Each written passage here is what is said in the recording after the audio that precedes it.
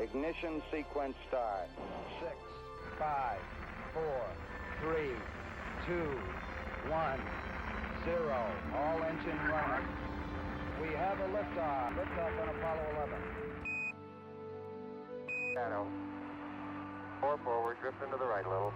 30 seconds. Forward, drift. Contact light. Okay, engine stop. Tranquility Base here. The Eagle has landed. Roger, Tranquility. We copy you on the ground. Okay, you guys, in this section we're talking quadratic formula. So the goal is to use the quadratic formula to solve quadratic equations. All right, so what's the preliminary stuff you need before we write down the quadratic formula? For any quadratic equation of the form ax squared plus bx plus c equals 0, where a, b, and c are constants and a is not equal to 0, the solutions are, so I'm saying the solutions to this guy are given by this thing that we call the quadratic formula that we derived at the end of last class. X is equal to to negative b, the opposite of b, plus or minus the square root of b squared minus 4ac, and that all over, including the negative b, all over 2a. Negative b plus or minus square root b squared minus 4ac all over 2a.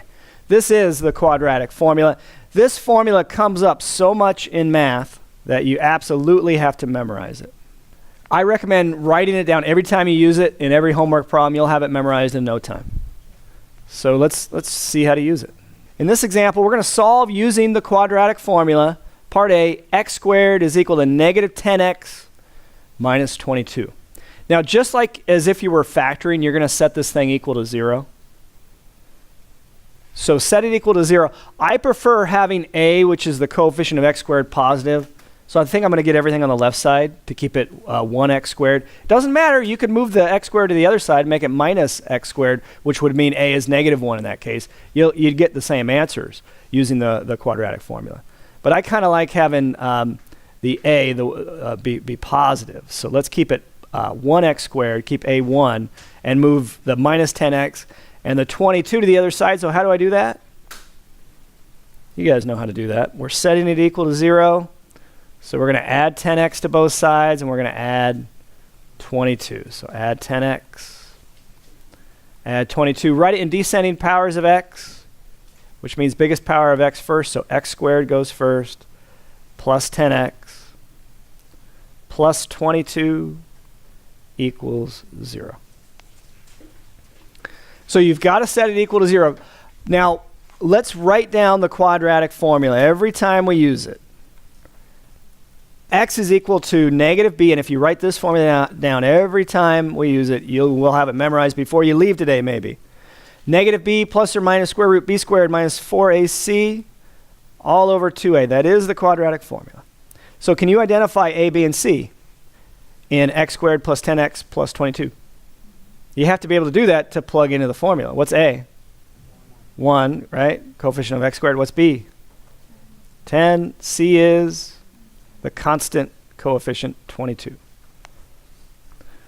So now we plug and chug into the quadratic formula. What's the opposite of b? So I'm going to say x is equal to, so you look at this formula, what's the opposite of b? Negative 10. Plus or minus square root of, I'm gonna put fine detail here. I might normally just write 100, but I'm going to put in 10 squared, right? B squared is 10 squared. Minus 4 times, what's a again?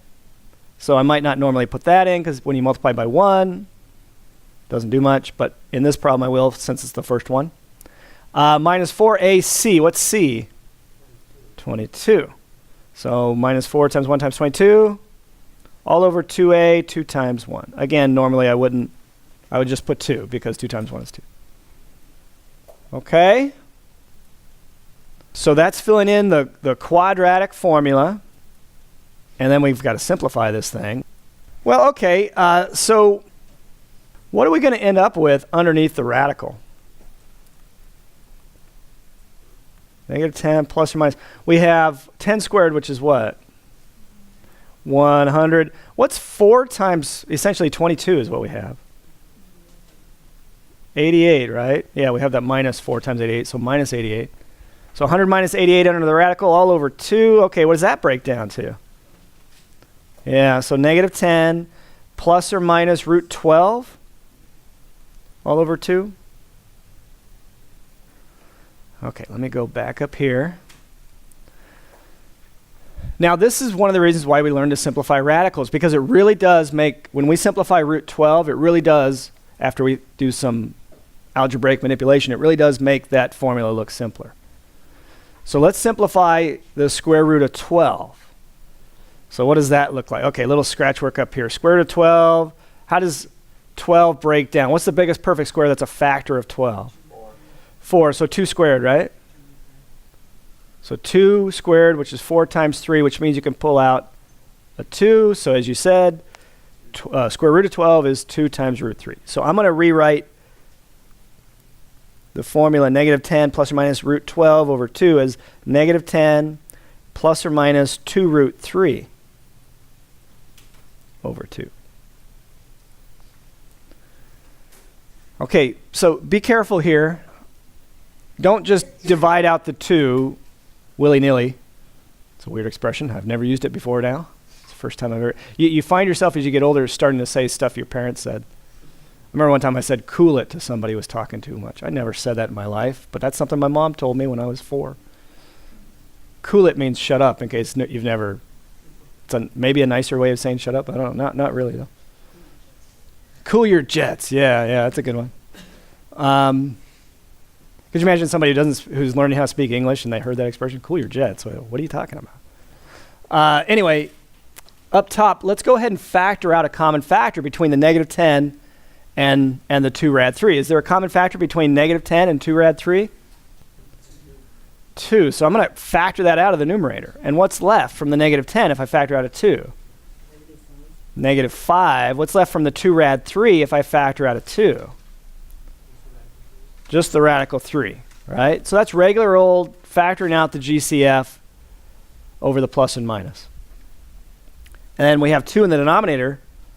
So now because it's a multiplication right here between 2 and the quantity negative 5 plus or minus root 3, what can we do with the 2 up top and the 2 in the bottom? We can cancel them. And the formula really does get simpler. This is when when simplifying the radical really does make things look simpler, because I don't know if you noticed or not, but radical 12 doesn't really look simpler than 2 rad 3, right? But it does make this formula simpler when you can, in certain situations, when you can simplify that denominator by factoring out the GCF that we got by simplifying the radical. That helped us get it. So we get negative 5 plus or minus just root 3 as our answer. Because you end up with 1 down here, we're not going to write down division by 1. Does that make sense? So those are the exact answers. Later on, we'll talk about approximate answers, but these are exact answers. Negative 5 plus root 3 is one answer. Negative 5 minus root 3 is another answer.